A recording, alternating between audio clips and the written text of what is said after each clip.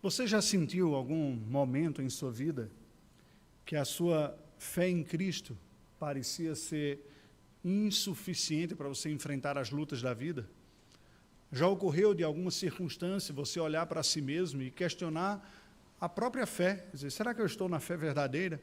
Parece que ela não me comunica a força suficiente para eu enfrentar as lutas desta vida. Ou você já experimentou algum tipo de questionamento quanto à fé, quanto à própria natureza? Será que eu estou crendo da maneira correta? Será que aquilo que está sendo ensinado como sendo verdade e eu tenho aceitado como sendo assim, não é bem isto? Bem, perguntas como essas não são um sinal de ausência de fé, mas são um dos efeitos colaterais de uma humanidade criada à imagem e semelhança do Senhor, portanto, seres pensantes que vivem a vida sob os efeitos do pecado, sob a imperfeição e sobre aquilo que os teólogos chamam de efeito noético do pecado, ou seja, o efeito do pecado também na mente, no coração, de tal maneira que podemos afirmar, como o apóstolo Paulo, que em parte conhecemos e em parte profetizamos. Mesmo aqueles que creem no Senhor encontram momentos de sinceros questionamentos na vida.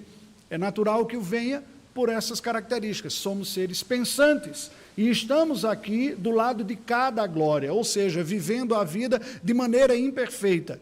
Ainda que abraçando a fé verdadeira, esta fé sofre os embates, ela sofre os questionamentos, os efeitos colaterais de uma realidade que foi afetada pelo pecado, que não livra nenhum de nós.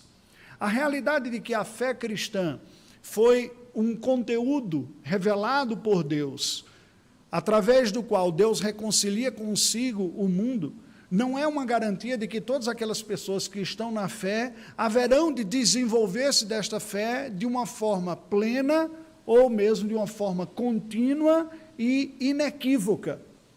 Todos nós cristãos experimentamos no chamado ao desenvolvimento, ao aprimoramento, reveses. Há momentos em que crescemos de forma mais intensa, outros que de forma mais lenta.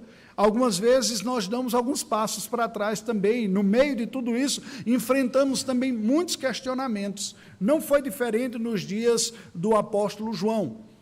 O que fazer, então, para termos a segurança e prosseguirmos? O que fazer, então, quando identificamos que a nossa fé parece estar sendo assaltada, combatida, quer seja por razões intelectuais, quer sejam por outras causas dentro do nosso próprio coração? Bem, eu lhe convido a abrir a palavra do Senhor na primeira carta de João, no capítulo 2, para o texto que serve de base para a reflexão nesta noite, versículos de número 22 a 27.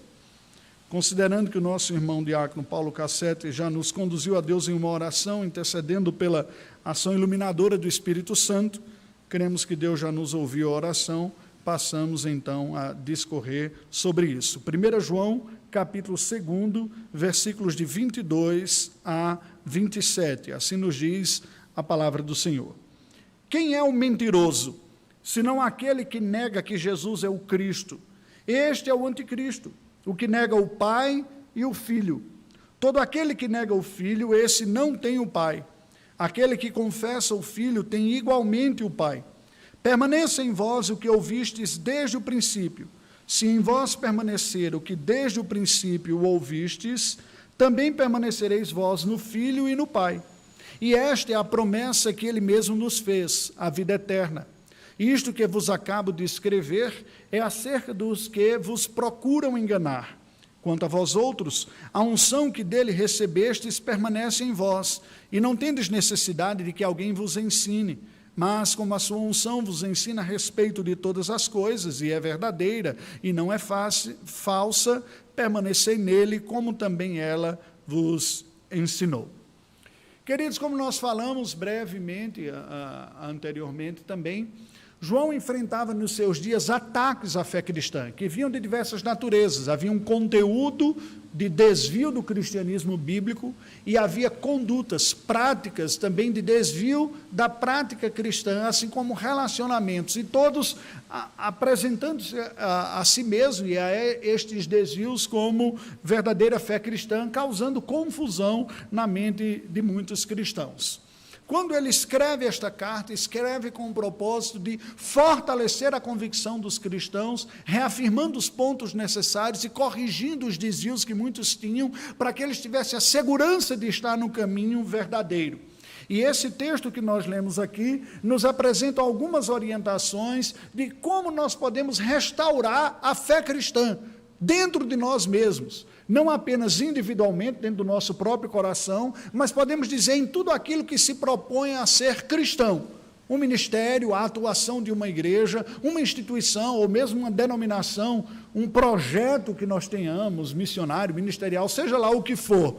Como nós podemos trazer aquela renovação? Porque muitas vezes nós podemos perder o vigor, não diz respeito apenas à perda do conteúdo, desvio doutrinário, mas também da força, da energia.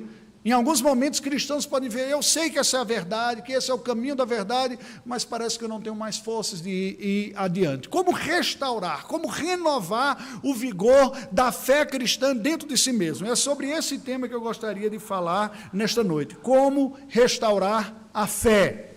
Ou, detalhando um pouco mais, como renovar a verdadeira fé cristã. Isso vale tanto para os aspectos institucionais como pessoais. Vejamos o que o texto sagrado tem a nos dizer. Nos versículos 22 e 23, nós lemos orientações da palavra de Deus que podemos colocar na seguinte sentença: nós podemos restaurar a fé cristã, a verdadeira fé cristã, afirmando a mediação exclusiva de Cristo. E o afirmando diz respeito àquilo que anunciamos, mas também àquilo que nós cremos. Olha o que ele nos diz. Quem é o mentiroso?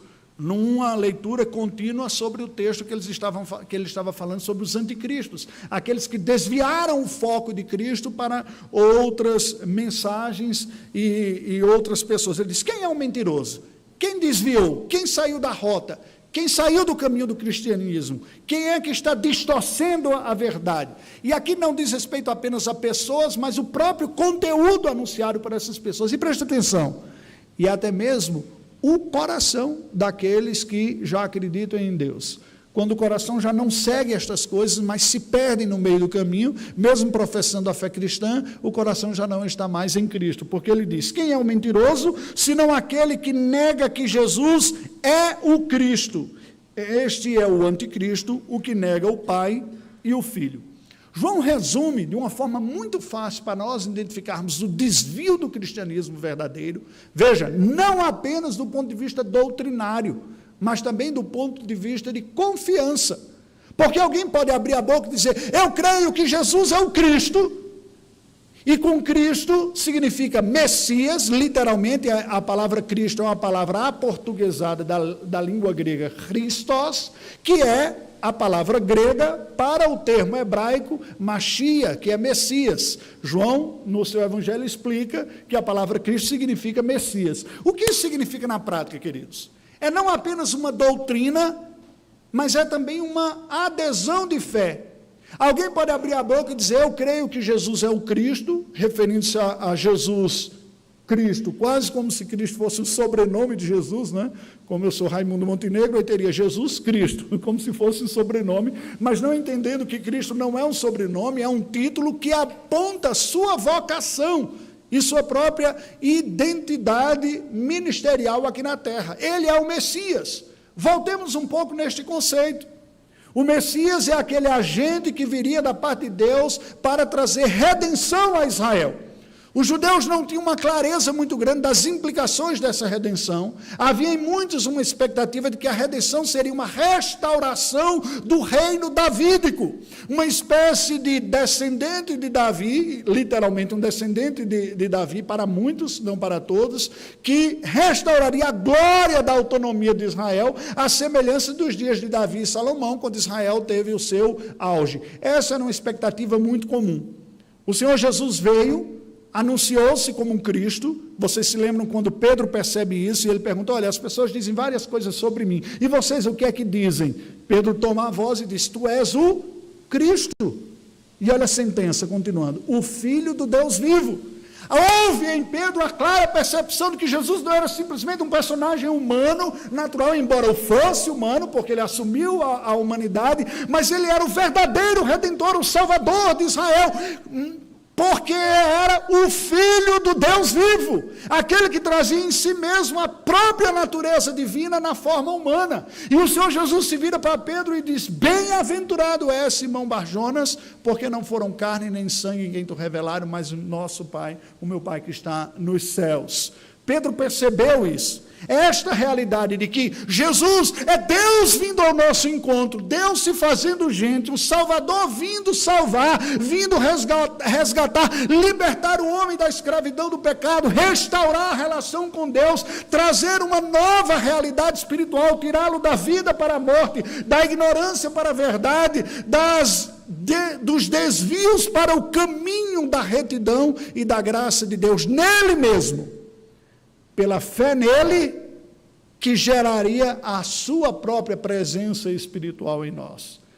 É todo este conceito que está por trás da afirmação de que ele é o Cristo, o Salvador. A expectativa por demais natural dos projetos políticos fizeram com que os olhos dos judeus, a maioria deles, permanecessem cegos a grandiosa obra sobrenatural que o Filho de Deus veio fazer. Mesmo ele avisando, dizendo: o meu reino não é deste mundo. Quando conversa com Pilatos, diz: se eu quisesse, eu pediria ao Pai, ele mandaria uma ordem de anjos celestiais que me libertaria de tudo isso aqui. Mas o propósito do Senhor é outro. É que eu venha trazer a redenção. Ele não falou nesta ocasião, eu estou explicando aqui, né? A redenção pela minha morte no lugar. Por isso, aí, de novo, dizendo a Pilatos, ele diz: ninguém tira a minha vida, eu espontaneamente a dou. Nenhuma autoridade tu terias se do céu não te fosse dado. Aquele que tem toda a autoridade, que é o Cristo de Deus, o Messias, o ungido, o Salvador dado aos homens, usa a sua autoridade para entregar-se como um sacrifício redentor e assim trazer o perdão de pecados e a renovação e a transformação espiritual a pecadores que de outra forma não experimentariam estas coisas. O que João está dizendo é o seguinte: quem nega isso é o anticristo. Não entende o que é cristianismo, fala em nome de Jesus, fala em nome de Cristo, fala em nome da igreja, mas não está na verdadeira fé. Você pode dizer: pastor, mas isso é tão óbvio. Eu digo: mas não é tão óbvio caminhar nesta verdade. E não me refiro apenas aos nominais. Quando estudamos em missiologia, e eu tenho o privilégio de estudar sobre esse assunto e lecionar este assunto no seminário, as categorias religiosas incluem o grupo cristianismo como a maior religião professada pelo mundo, mas a maioria esmagadora daqueles que se professam cristãos não tem esta doutrina essencialmente marcada em seu coração. São aqueles que chamamos de cristãos nominais. Se afirmam cristãos porque o pai era, a mãe era, o avô era, o bisavô, nasceram num país que se diz cristão, então ele é cristão. Ele olha para si e diz: eu não sou budista, não sou muçulmano, não sou espírita, eu sou cristão, nasço num país que é.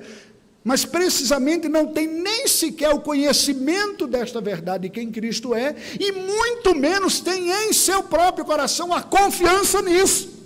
Então essas pessoas, ainda que digam sou cristão, a não terem Cristo como o Senhor de sua vida, o seu Salvador, aquele em que ele depositou sua confiança em arrependimento, negam Cristo, negam na prática existencial. Mas chegamos para mais perto, reduzamos um pouco mais o raio da nossa avaliação, façamos uma autocrítica mais próxima.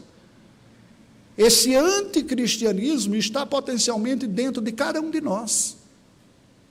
Quando enfrentamos situações difíceis em nossa vida, dolorosas, que se apresentam para nós com ameaças de sofrimento, de dor e de perdas, e nós nos rendemos a estas vozes, e nos colocamos ansiosos, medrosos, preocupados, desesperados, nós estamos negando na prática a soberania e o senhorio daqueles que afirmamos ser o Senhor. Se preocupações, medos, temores e dores nos roubam a paz, nós estamos trilhando o caminho das tentações do anticristianismo. Porque Cristo disse: eu vos dou a minha paz, não é a como a do mundo. No mundo tereis aflições, mas tende bom ânimo, eu estou convosco. Crer em Cristo não é, preste atenção, não era uma realidade apenas como porta de entrada no cristianismo, é a marcha da vida da igreja. E neste sentido, todos nós que professamos a fé em Cristo, somos chamados diariamente a reafirmar, redirecionar, redirigir a nossa vida para a fé naquele que é o Cristo. O Cristo, Ele é o Cristo, Ele é o meu Cristo, Ele é o seu Cristo, se você é cristão. Precisamos dele todos os dias de nossa vida. Faz muito mais sentido entendermos as palavras de Cristo quando ele diz: se alguém quer vir após mim, dia após dia, tome a sua cruz e siga-me.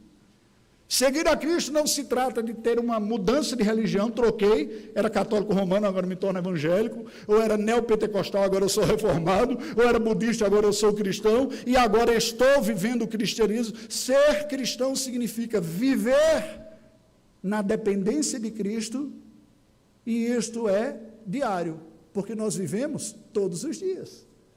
Hoje acordamos, hoje respiramos, hoje comemos, hoje dormiremos, hoje somos chamados para confiar naquele que é o Cristo. No meio dessa jornada, podemos nos perder. Pode ocorrer conosco semelhante ao que ocorreu com Pedro, de olhar para as tempestades da vida, as ondas ameaçadoras no mar da Galileia, e naufragar. E neste sentido, precisamos de Cristo do mesmo jeito que Pedro, que disse: acuda-me, estou a perecer. Aliás, o hino do nosso cenário que eu mais canto é esse, né? Mestre, o mar se revolta. Vez por outra, quem me conhece me vê assobiando esses hinos pelos corredores da igreja no meu dia a dia. Mestre, o mar se revolta, as ondas nos dão favor. As ondas atendem ao meu mandar. Sossegai, diz o Senhor Jesus. E precisamos ouvir diariamente esta fala de Cristo para o nosso próprio coração. Sossega, eu sou Deus com você, eu estou aqui, eu enfrentei a cruz por você. Por que o temor? Negar essa realidade essencial de que Deus veio ao nosso encontro, de que Ele está conosco, é negar a fé cristã, é desviar, é perder o foco. Por isso, o verdadeiro cristianismo afirma constantemente a mediação exclusiva de Cristo. Ele é o único que, sendo divino, se fez gente, que veio da parte de Deus para nos salvar. Quem é o mentiroso? Aquele que nega que Jesus, o filho de Maria, o personagem histórico, o jovem galileu que aqui caminhou, é o Salvador enviado de Deus. Você pode negar isso proposicionalmente, com sentenças formais anunciadas: não creio que Jesus é tudo isso que vocês afirmam, ou podemos fazer uma negação existencial. Eu afirmo que Jesus é o Salvador, mas eu me perco completamente as minhas esperanças quando aquilo que é verdadeira fonte de minha confiança é removido da minha vida. Pode ser o meu salário, pode ser o trabalho, pode ser alguém que eu amo. Se eu não conseguir, se aquela pessoa não estiver comigo, a minha vida perdeu sentido. O que é que essa pessoa está dizendo? Quem traz sentido, o eixo da minha vida gira em torno desta realidade. Sem ela, não há esperança e não há sentido. Quem é o Senhor? Não é Cristo. Percebem? E João, então, está dizendo: olha, fiquem atentos. De fato, quem é Cristo para você, para esse grupo, para essa instituição? Quem é? Aí ele diz: este é o anticristo. Quem nega essa centralidade, essa exclusividade de Cristo, é aquele que nega o Pai e o Filho. Eles estão juntos. Não há como nós afirmarmos verdadeira fé em Deus se negamos o verdadeiro e único mediador, o nosso Senhor e Salvador, Jesus Cristo. João, então, continua e diz no versículo de número 23 o seguinte: todo aquele que nega o Filho, esse não tem o Pai. Aquele que confessa o Filho tem igualmente o Pai. O que isso significa? Ele está falando da mediação exclusiva de Cristo. Preste atenção, porque isso aqui não é apenas importante em termos de teologia histórica. Quando ocorreu a Reforma Protestante, este tema foi central. Todo o movimento da Reforma Protestante foi basicamente remover da estrutura do cristianismo de então um volume colossal de doutrinas e práticas acrescentadas ao longo dos séculos da Idade Média, que iam escondendo a eficácia e a centralidade da obra do nosso Senhor Jesus Cristo.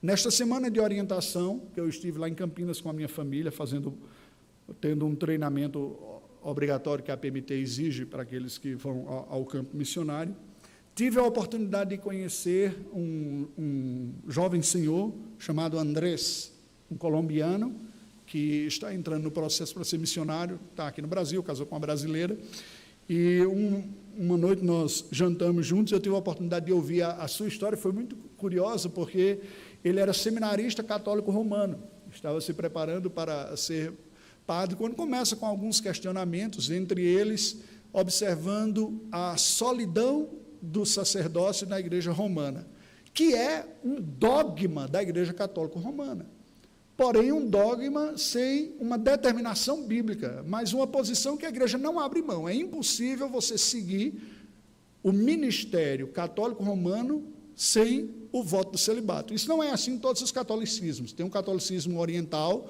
que era aquele majoritário lá na Albânia, onde nós servimos como missionários, em que o equivalente ao padre, né, que é o pároco lá, ele casa. Né? A gente via muitas vezes o padre com a esposa e os filhos andando pela rua lá, vestido de preto, dava para ver, o sacerdócio não. Mas na Igreja Católica é.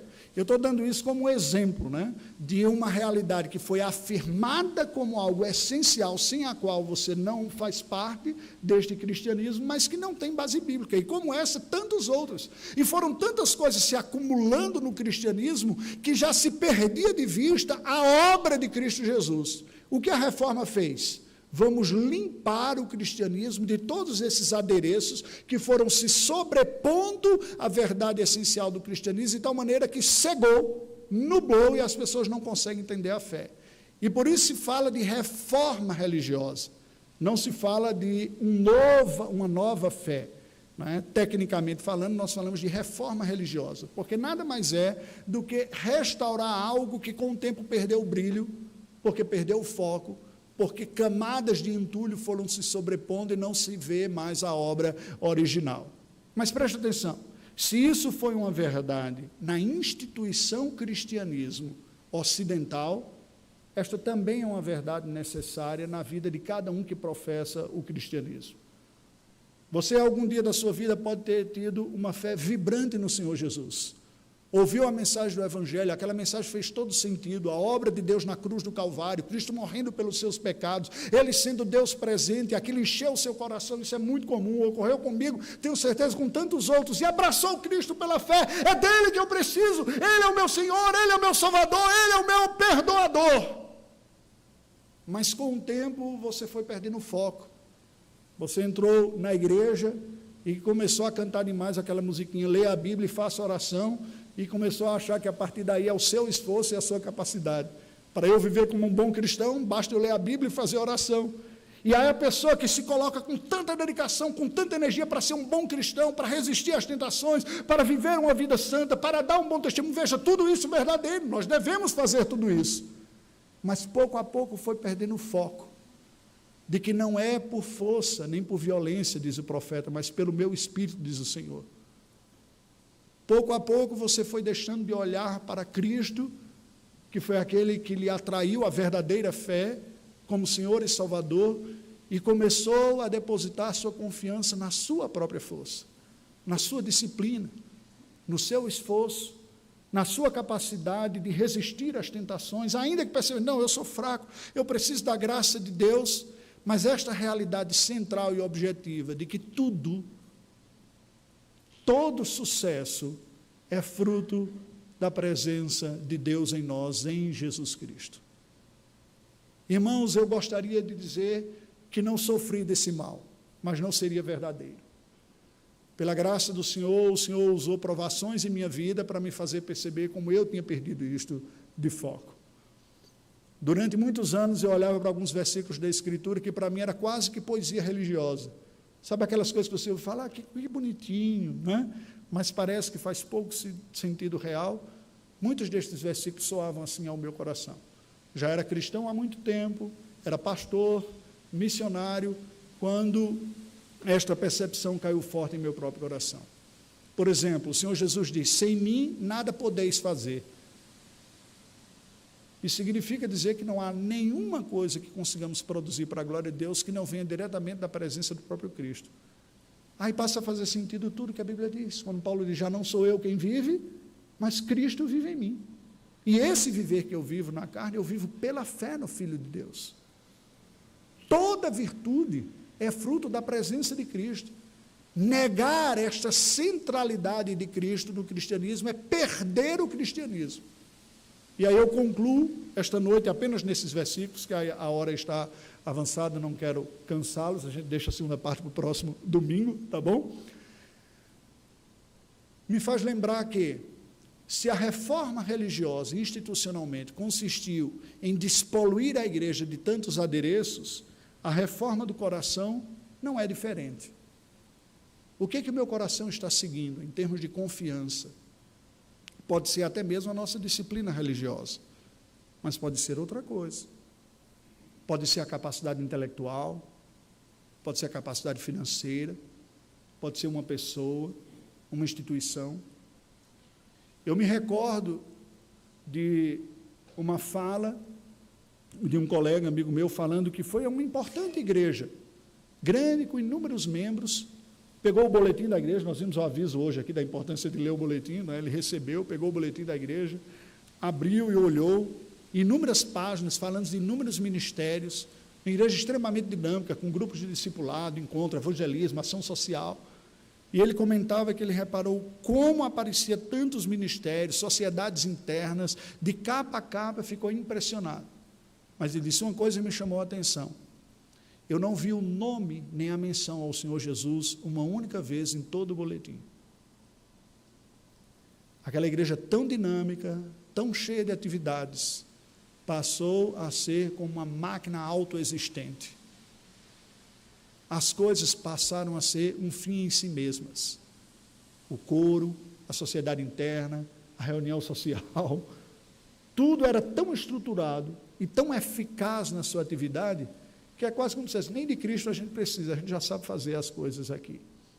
É claro que isso não é explícito dessa maneira, não aparece desta forma, mas ela será percebida quando verdadeiramente aquilo em que depositamos a nossa confiança, aquilo que nós temos o nosso maior prazer, ou aquilo que nos causa temor, é abalado. Quando uma tragédia ocorre que nos abate, se nos prostramos, isso mostra precisamente a deficiência de depender do Cristo em nossa própria vida. Quantas não são as pessoas que professam a fé cristã, mas buscam a Deus pelos benefícios que Deus possa lhes dar? E isso não vale apenas para essas igrejas esquisitas que estão vendendo ou prometendo bênçãos aí. Isso pode ocorrer comigo e com você. Se eu não consigo desenvolver na trajetória da minha vida aquilo que eu sonhei, fica em crise a minha própria fé em Deus, porque o objeto sonhado se tornou o verdadeiro Deus da minha vida. E como disse aquele conhecido pregador norte-americano Tim Keller, bons desejos são péssimos deuses. Presta atenção, não são os desejos pecaminosos, esse a gente já sabe, né? Está lá nos mandamentos, estamos lendo os mandamentos domingo após domingo aqui. Quebrá-los é muito explícito o pecado, mas são os desejos legítimos, de constituir família, de ter um trabalho, de ter uma segurança no trabalho, de se desenvolver, de alcançar um espaço. Quando eles se tornam a grande motivação da nossa vida, nos roubam a paz, a paciência, dedicação, vida religiosa. Vamos ficar apenas neste primeiro ponto. Que Deus nos ajude, que Ele nos conceda graça nesta noite, a nossa vida, ao nosso próprio coração, para olharmos para Cristo com fé, para diariamente carregarmos a cruz, dizermos: Senhor, já não sou eu quem vive, é o Senhor. Quando você enfrentar aquela situação na vida que você diz: eu não tenho mais forças, esta situação demanda de mim uma capacidade que eu não tenho, caminhar essa segunda milha, vou ver o lado esquerdo do meu rosto para aquele que me bateu no direito, não está sendo fácil. É um convite para que nós voltemos para a essência da fé cristã. Dizer: Jesus, Tu és o Messias que veio salvar. Salva-me da minha incapacidade de caminhar a segunda milha. Salva-me da minha incapacidade de vencer esse medo na vida. Salva-me da minha incapacidade de encontrar prazer e alegria na vida quando já não tenho mais aquilo que aspirei. Porque se o Senhor está comigo, eu tenho o que eu preciso. Cristo prometeu: eis que estou convosco todos os dias até a consumação dos séculos. Oremos ao Senhor, curve a sua cabeça. Ó Deus bendito, nós te rendemos graças pela tua palavra e pelo teu Filho Jesus Cristo.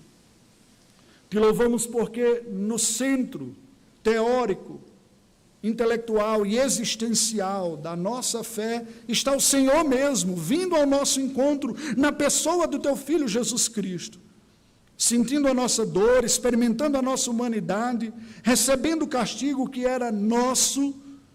Nós te louvamos, ó Deus, porque o teu Filho pagou o preço do pecado que era nosso, obedeceu e cumpriu perfeitamente a lei em nosso lugar, e é pela presença do teu Filho em nós que nós teremos a capacidade de ir adiante, de caminhar aquela milha para a qual nos sentimos sem forças de dar um passo mais.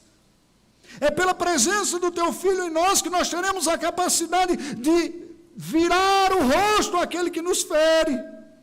É somente pela presença do teu Filho em nós, como nosso Senhor e Salvador, que será possível agir intencionalmente, com bondade, com amor, aos nossos inimigos, a quem nos fere, porque a nossa tentação natural é evitá-los, é fugir deles, é não querer mais vê-los. Numa tentação pecaminosa de autoproteção, nos afastarmos de tudo aquilo que nos causa dor e tristeza. Ó Deus, mas a nossa fé não é apenas uma convicção intelectual. A nossa fé é, acima de tudo, uma declaração de incompetência pessoal, uma rendição para que uma força oriunda de uma pessoa, que é tu mesmo, pelo teu Filho Jesus, habitando em nós pelo Espírito Santo, produza em nós algo que nós jamais seremos capazes de realizar pela simples capacidade de compreensão e de esforço de obediência. Que a beleza do teu Filho Jesus Cristo seja renovada e restauradamente crescente em nossa vida. Que a força santificadora, transformadora do teu Filho Jesus em nós, produza em nós a semelhança dele à qual somos vocacionados. Te louvamos pelo teu amor, pela tua bondade e compaixão, em nome de Jesus. Amém.